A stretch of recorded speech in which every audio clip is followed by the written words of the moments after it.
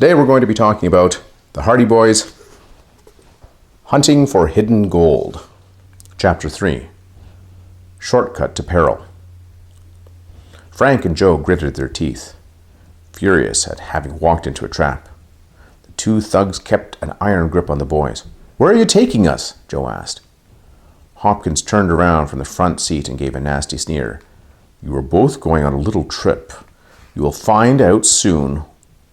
He added gloatingly, "We knew that you'd show up at the airport today."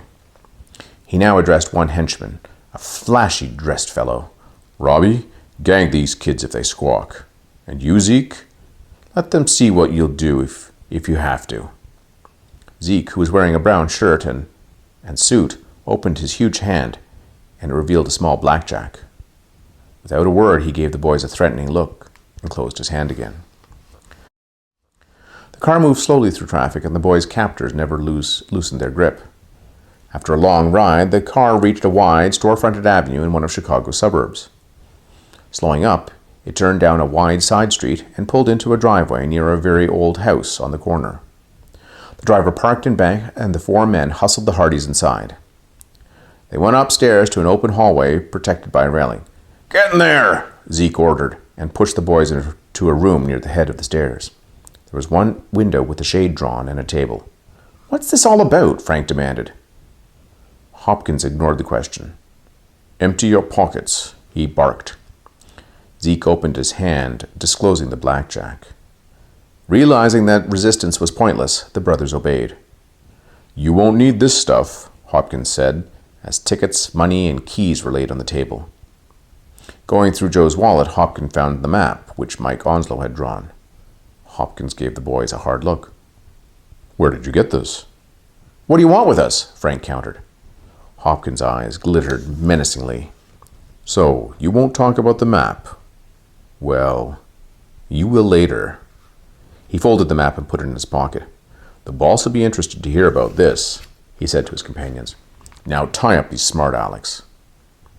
With a sneer, the driver of the car pulled several lengths of heavy cord from his pocket. Robbie bound the Hardys' wrists behind their back, while Zeke began tying their ankles together. As his henchman finished, Hopkins snapped, "I have to get downstairs. Nick, go out and start the car." When the chauffeur left, Hopkins said to Zeke and Robbie, "Don't forget, I'll need one of you a little later." "How about me?" Robbie asked hopefully. "You'll do." Hopkins glanced at his wristwatch. "There'll be a taxi here to pick you up at noon, 23 minutes from now. Be ready." As Hopkins moved towards the door, Joe asked hotly, "How long are you going to keep us here?" "Until your father drops the case he's on." After a short interval, there came the sound of a car driving away. Within seconds, Zeke said to Robbie, "Let's go downstairs and eat some lunch." "And leave these boys?" Robbie asked. "Zeke, you're crazy. They may get loose." A crafty look came into Zeke's eyes as he gazed at the closet. It had an old-fashioned wooden latch. "We'll lock 'em in there," he said.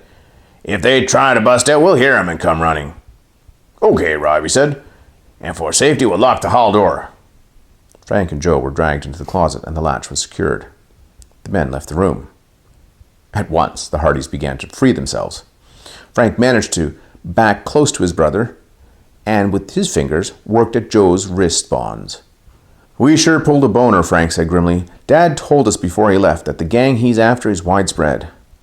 "What puzzles me, Frank," Joe replied, as he finally extricated his hands from the loosened rope and untied Frank's wrist cords, "is how they knew we were heading for the West." Frank shrugged as he and Joe freed their ankles. "We'll find out later. Right now, we must escape." Joe was already feeling around the closet. On a hook hung a slender metal coat hanger. "I'll try this," he said. "The door cracked by the latch is pretty wide." "Hooray! The hanger goes through!" It was only a matter of moments before the wooden latch had been pushed upward, and the boys stepped out of the closet.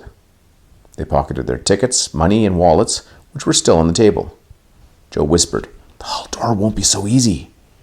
Frank tiptoed to the one window in the room. He pushed aside the shade and looked down into the shabby backyard adjoining by empty lots. "Too far to drop down there," he muttered. "We'll just have to rush those men when they come back." The next instant came the sound of heavy footsteps pounding up the stairs.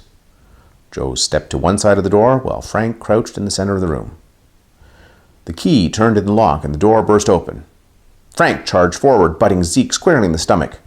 The blow sent the man reeling across the hall, right into the hallway railing.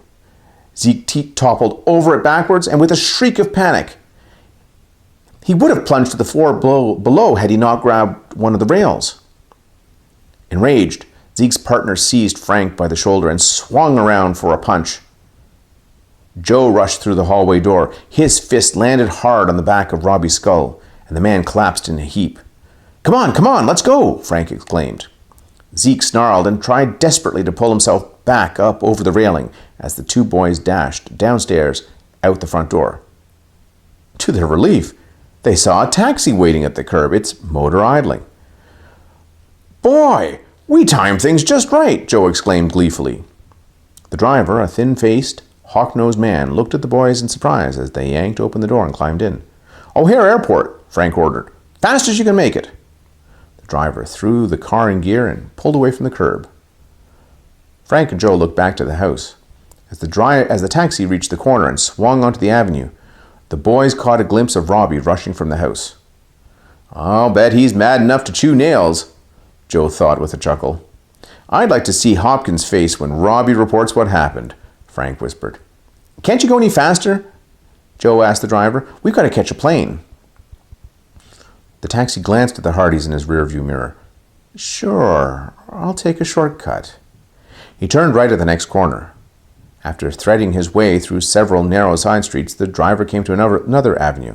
Here he swung right again. The Hardys were puzzled. Although the side streets had slanted and twisted somewhat, it seemed as if they were heading back in the same direction which they had come. Joe was about to protest when Frank clutched his arm. He pointed furtively at the driver's identification card. The photograph on the card showed a chubby man with a small button nose. He looked nothing like the hawk-featured driver. Joe gulped as he realized that this driver was an imposter, most likely one of Hopkins' thugs. The boys had escaped from Zeke and Robbie, only to fall straight into the clutches of another member of the gang.